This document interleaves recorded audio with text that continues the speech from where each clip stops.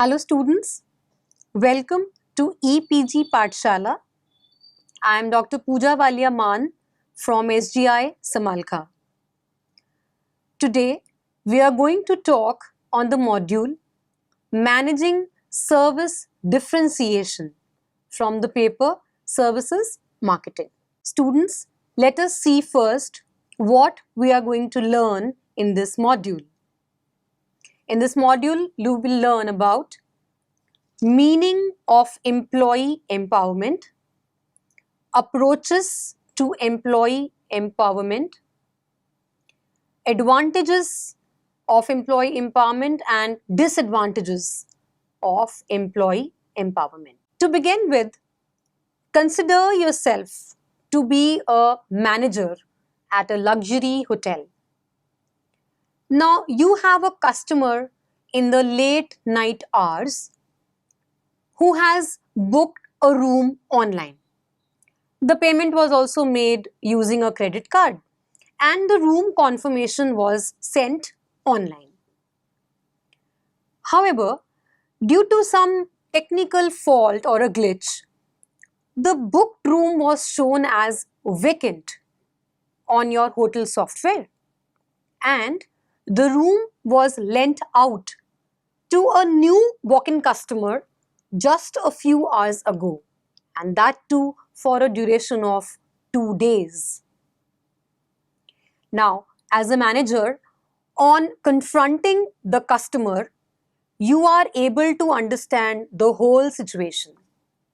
However, at this hour of night, you are not able to seek your seniors' advice on how to deal with this situation.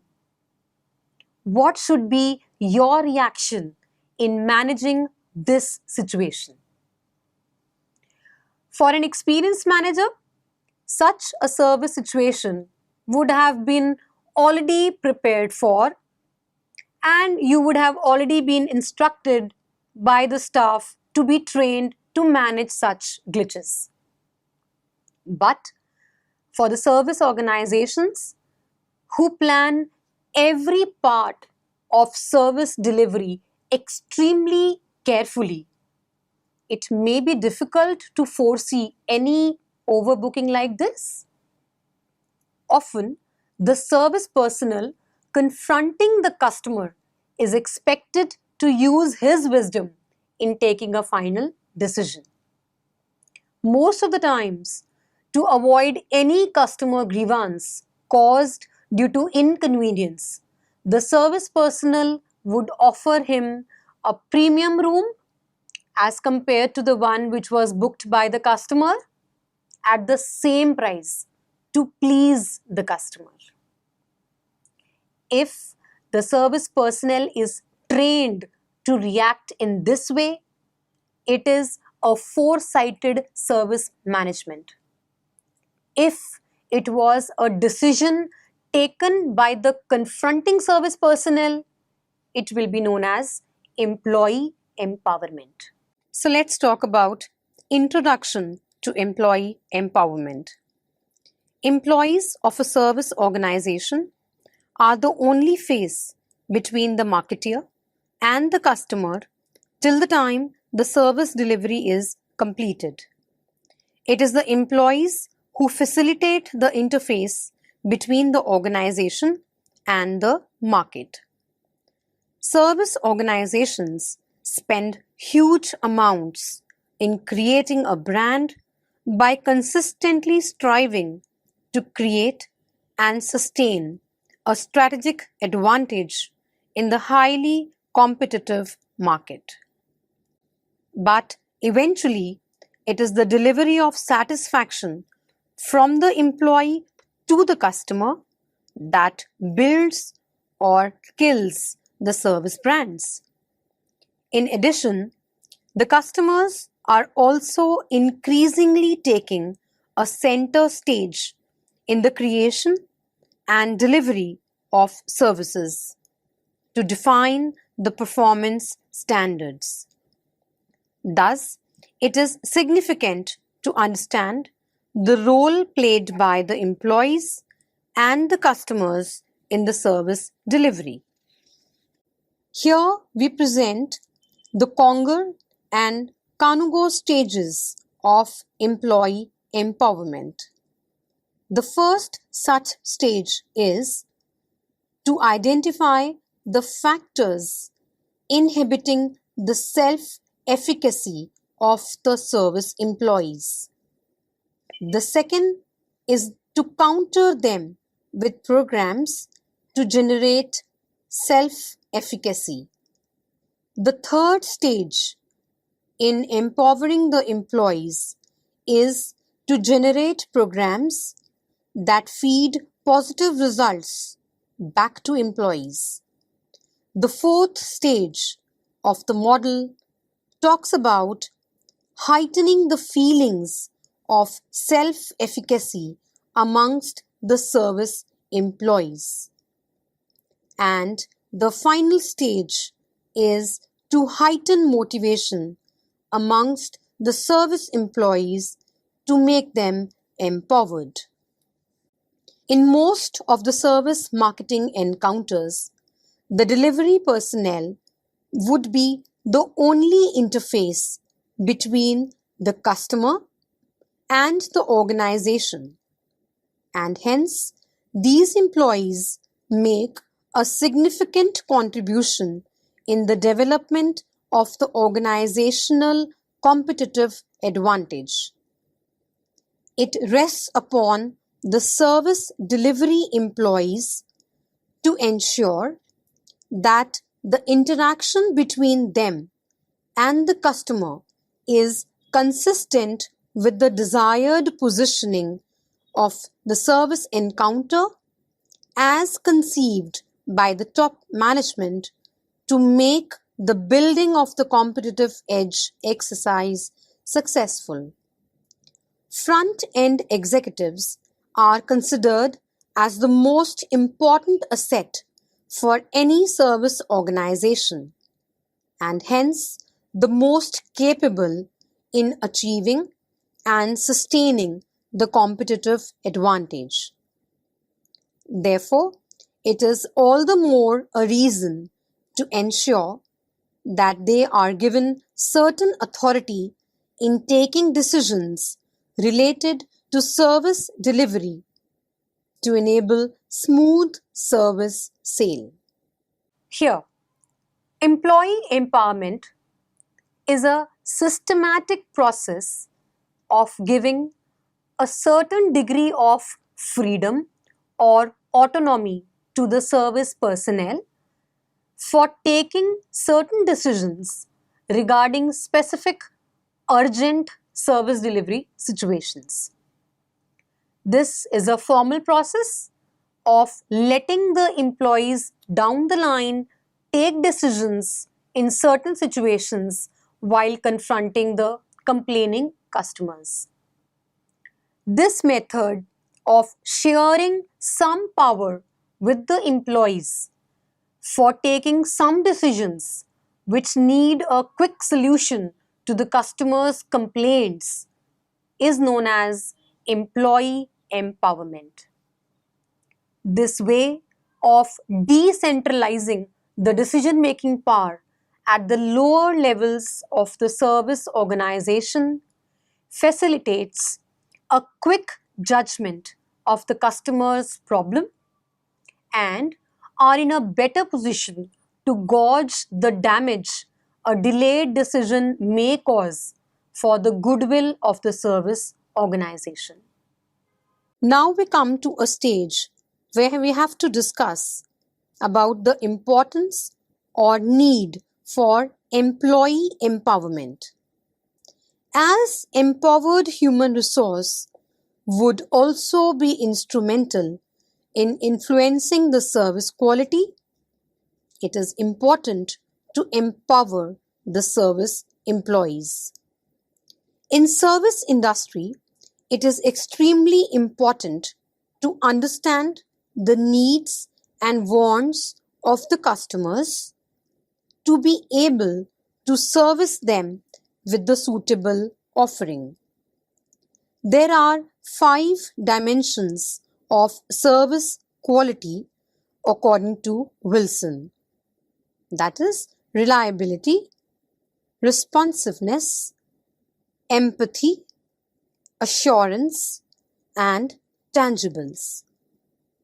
An empowered HR has to understand these dimensions and deliver the same during the service encounter by carefully understanding the needs and wants of the consumers.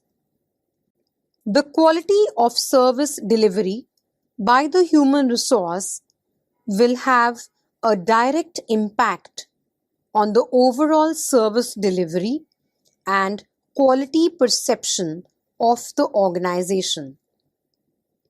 If the service staff is not trained or is not in sufficient numbers to handle the customers, it is likely that the service delivery would be not up to the desired level of consumer satisfaction.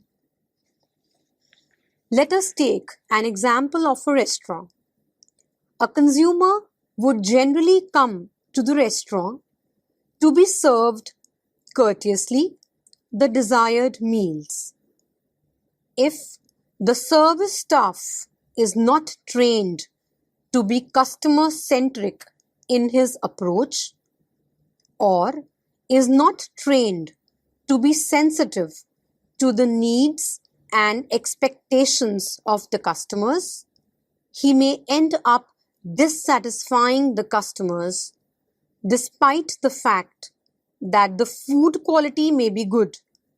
The overall service level of the customer lowers if the service staff is not encouraged to be customer conscious or service minded. Here we can see the various levels of employee empowerment, starting from control oriented with direct production line services being offered to involvement oriented, where service personnel are highly involved in the service delivery. It is pertinent for the service delivery employees to be viewed as playing an important role in creating customer values through their interactions. Therefore, it is important for the organization to empower these employees while presenting a service, reinforcing a brand image, and ensuring customer satisfaction by coming up to the expectations of the customers at each encounter. The interaction of the front-line employees with the customers will have the lasting impression regarding the reputation of the organization and the perception of the quality of services provided. If the front-line executive of an insurance organization presents the different types of policies to the target customer, but is not empowered to offer few customized solutions, however insignificant they may be, it is very likely that the customer will not buy policy from this organization, despite the fact the company has a very appropriate plan meeting the target customer's need. Hence, if the frontline employees are empowered to address the needs and expectations of the customers, the customer carries a positive impression about the organization, resulting in developing its positive image and reputation. Are there any theoretical approaches to employee empowerment? Well, yes. Employee empowerment is a process of making the service personnel the power to take decisions relating to customers' buying situations demanding urgent reaction. So there are, broadly speaking, three theoretical approaches to this topic of employee empowerment. To begin with, the perspective of socio-structural needs to be discussed. This is the first approach to understanding the employee empowerment, that is, the socio-structural approach, which focuses on designing or redesigning the organizational structure, policies, and practices with the aim of providing power and authority to the employees. This influences the way of working of these service employees. The second is the psychological perspective. This approach talks about the model that lays emphasis on improving the effectiveness of personal interaction with the service customers by developing their level of self-confidence, skill, and competency, along with the understanding of the consumer buying behavior of the services. The third and the last approach to employee empowerment is a challenge to the idea that employees should be deliberately given some power. This is known as the critical perspective. So rather, the perspective contends that the employees should be allowed a free hand in customizing their service interactions, and obviously there should be very less controls. Having discussed the theoretical perspectives of employee empowerment, let us talk about the benefits of employee empowerment. There are a few advantages which are provided through the concept of adopting employee empowerment in the service organization.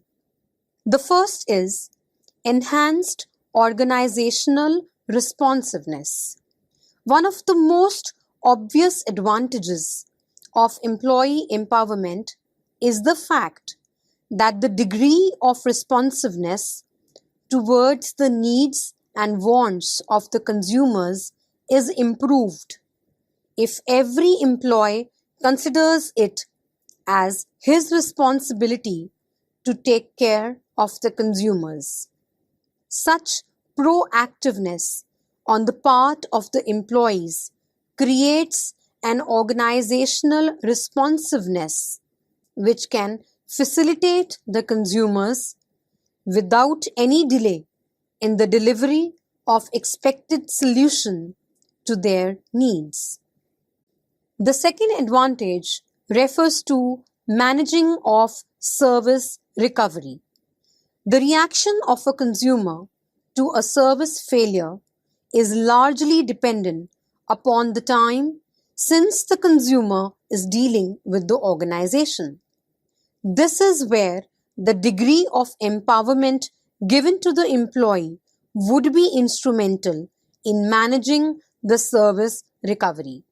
Often, the service expectations of a new consumer is high as compared to the one who has been dealing with the organization since some time. A new consumer may be looking towards a good deal even in the service recovery, else will be quick to switch the service provider. Since the older consumers had already experienced the service quality, they may be easy to be pleased with the service recovery efforts due to personal interaction. Consumers who wish to continue dealing with the organization in future would also have lower level of service performance expectations. Service recovery in case of older consumers or in case of consumers wishing to be associated with the organization in future will be easy to satisfy during the service recovery. This is not to suggest that the service personnel should not take the service recovery efforts of an older consumers on a priority. This only suggests that they would be easy to be convinced about the uncontrollable nature of a service failure. The third benefit relates to the introduction of change. A service organization will have to consistently upgrade its service creation and service delivery system to offer quality services to its consumers. For doing so, a number of changes may be desired from time to time, including the upgradation of technology, increased dependence on information technology, and improvements in the service delivery processes necessitating refreshers training for the service staff. All these tasks are feasible to be smoothly implemented in the event of the presence of the concept of employee empowerment.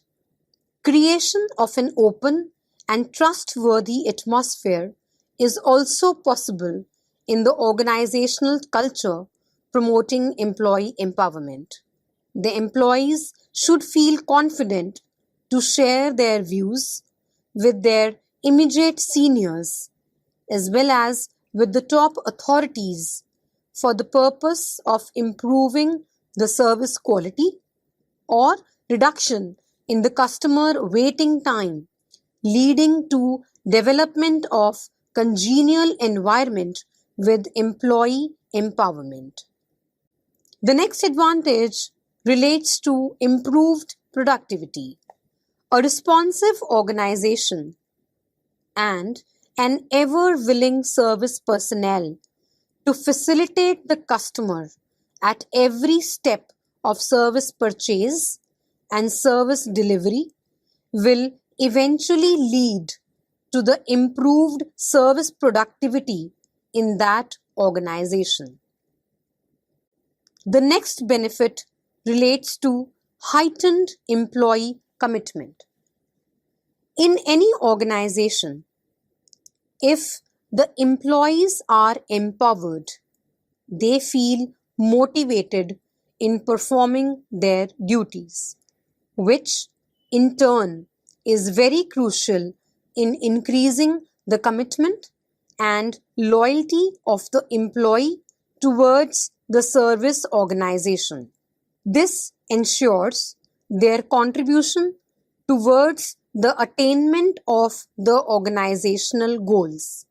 Employee commitment is facilitated with having empowered employees in the organization. The level of belongingness and motivation is directly proportional to the degree of empowerment offered to the service staff. When the employees feel that they are authorized to facilitate and expedite the customer service delivery, they become more creative and enthusiastic to satisfy the consumers, which is the prime aim of the organization as well. Last but not the least, building corporate brand image is yet another advantage of employee empowerment. Employee empowerment commences with treating the service staff with respect. Efforts are made to convince them of the organizational practices and strategies so that in turn they are able to convey the same to the target consumers with conviction. In this process, employee empowerment facilitates the corporate brand building.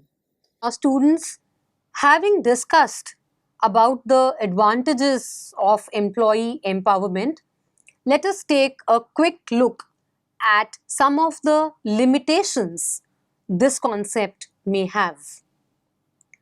The first is non-uniformity in decisions.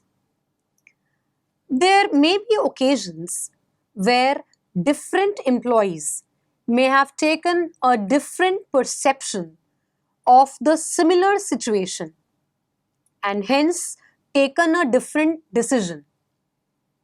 Such non-uniformity of decisions may develop to be a cause of grievance amongst different consumers. And this could be another reason to result in decreased organizational efficiency and performance. The second could be the difficulty in coordination. If every service personnel at the lower hierarchical level is given the authority to take his own decisions in his wisdom, there may be conflicting decisions or different decisions in similar consumer situations.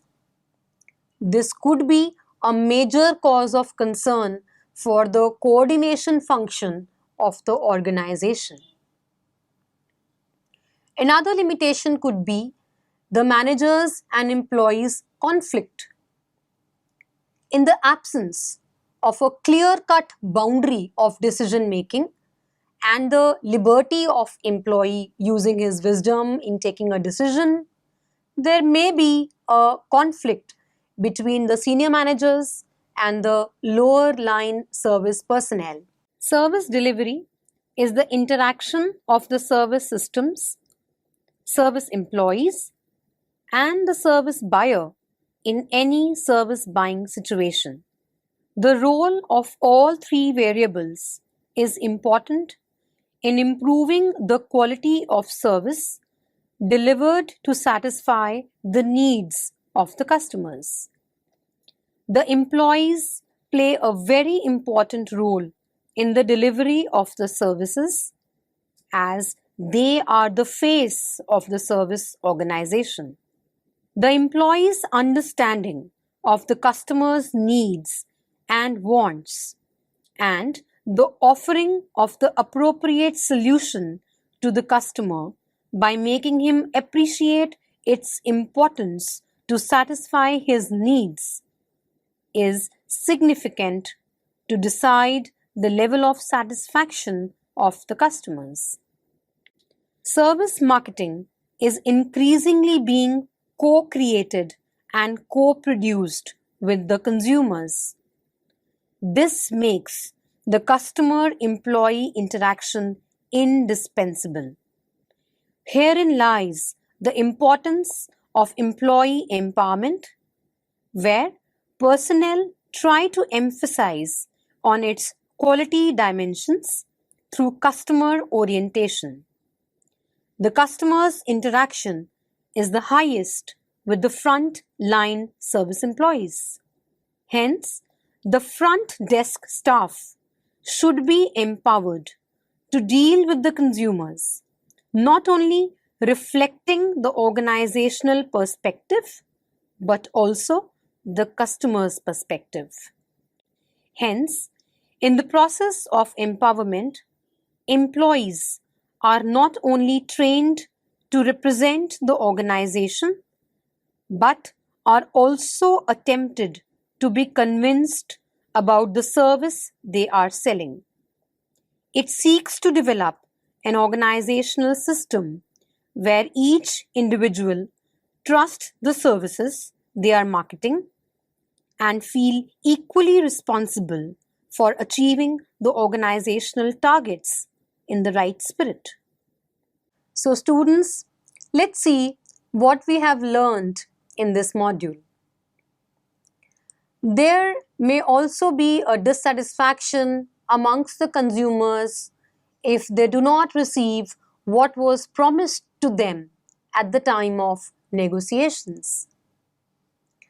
Occurrence of a service failure is not uncommon even in old and big service organizations.